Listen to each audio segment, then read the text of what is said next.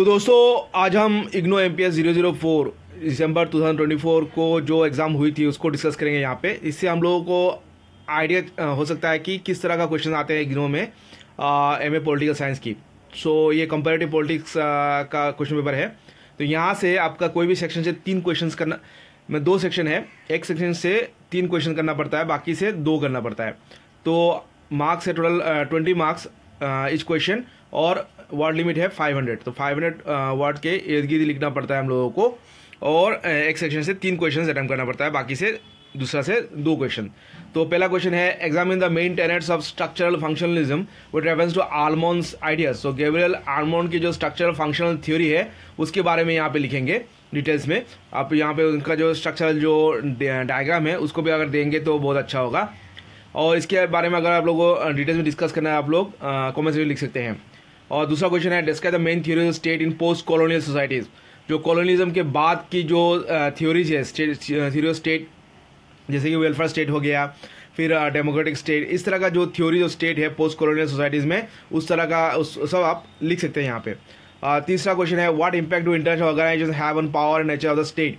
सो international organisation जैसे कि league of Nations हो गया, फिर आपका UN हो गया, तो IMF हो गया, तो इस तरह का जो इंटरनेशनल ऑर्गेनाइजेशन है उनका जो ग्लोबलाइजेशन या ग्लोबल जो आज का दौर है उसमें जो power and nature of state में किस तरह इम्पैक्ट होती है, तो उसके बारे में आप लोग यहाँ पे लिखेंगे।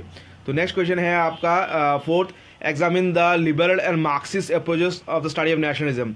तो उदारवादी या मार्क्सवादी के हिसाब से राष्ट्रीयता या नेशनलिज्म क्या है उसके बारे में आप यहाँ पे डिटेल्स में लिखेंगे।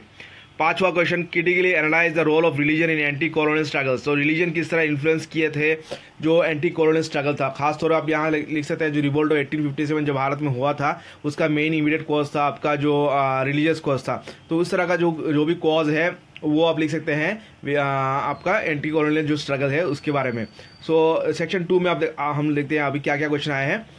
तो how are community identities affecting the nature and patterns of politics at the national international level. तो कम्युनिटी आइडेंटिटीज या एथनिसिटी या कम्युनिटी आइडेंटिटी जो है उसके बारे में कहा गया है यहाँ पे। तो ये nature of pattern politics national और इंटरनेशनल लेवल में किस तरह कम्युनिटी आइडेंटिटीज अफेक्ट करते हैं, तो ये लिखेंगे आप लोग यहाँ पे।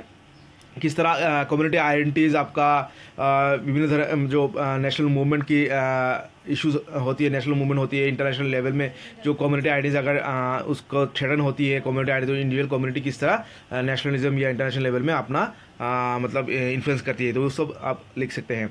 और 7 नंबर का क्वेश्चन है describe and assess the dominant feminist perspective on women and development. तो फेमिनिस्ट के हिसाब से वुमेन एंड डेवलपमेंट के बारे में फेमिनिस्ट क्या कहते हैं, तो वो आप लोग यहाँ पे कह सकते हैं किस किस एरिया में फेमिनिस्ट काम करते हैं और वो वुमेन एंड डेवलपमेंट से किससे जुड़ा हुआ है वो सब लिखेंगे यहाँ पे। तो 8वां question, what do understand by interest groups, how do define pressure groups. तो इंटरेस्ट ग्रुप्स और प्रेशर ग्रुप्स के बारे में आप लिखेंगे और उनके बारे में क्या डिफरेंस है। तो इंटरेस्ट ग्रुप जो है वो एक पर्टिकुलर इंटरेस्ट के बारे में काम करता है और प्रेशर ग्रुप्स गवर्नमेंट में प्रेशर देती है। तो ये मूलतः एक खास डिफरेंस है उन दोनों में, तो उनके बारे में डिटेल्स हम लोग यहाँ पे लिखेंगे। और 9th क्वेश्चन जो काफ़ी कॉमन है, critical exam the effects of globalisation और पॉवर्टी इन ह्यूमन डेवलपमेंट। तो ग्लोबलाइजेशन जो विश्वकरण या गोलाकरण जो कहते हैं या ग्लोबलाइजेशन, ये पॉवर्टी और ह्यूमन डेवलपमेंट में किस तरह काम करती है।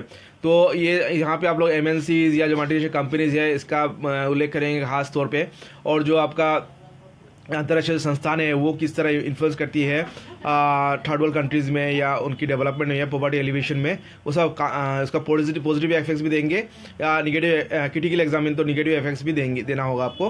तो ये ह्यूमन डेवलपमेंट मानव विकास और दरिद्रता पॉवर्टी एलिवेशन में दरिद्र उन्नयन में किस तरह काम करता है, दरिद्र निर्मूलीकरण में किस तरह काम करता है, तो इस बारे में आप लोग लिखेंगे।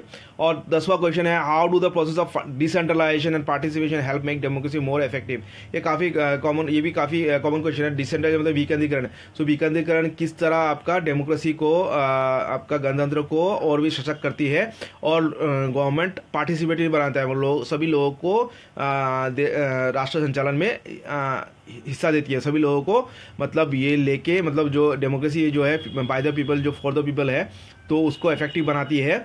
ये विकेंद्रीकरण जो ग्रास रूट डेवलप जो गवर्नेंस है उसी को कहते हैं विकेंद्रीकरण। तो ये किस तरह डेमोक्रेसी को ज़्यादा इफेक्टिव करती है, तो इसके डिटेल्स में आप लोग ये सब लिखेंगे। तो ये क्वेश्चन एक मिक्स था, कुछ कॉन्सेप्चुअल था काफ़ी, पिछले जो एग्ज़ाम्स थे उनसे कुछ अलग था। तो ये था एक पैटर्न कंपैरेटिव पॉलिटिक्स का। तो यदि आप लोग कॉन्सेप्ट लेते हैं या आप लोग समझ के पढ़ते हैं तो ये क्वेश्चन ज़्यादा टफ नहीं था। मतलब आप लोग कॉन्सेप्चुअल बेस आपको नॉलेज लेना होगा इग्नो की एग्ज़ाम्स को पास करने के लिए। तो इतना ही, थैंक यू।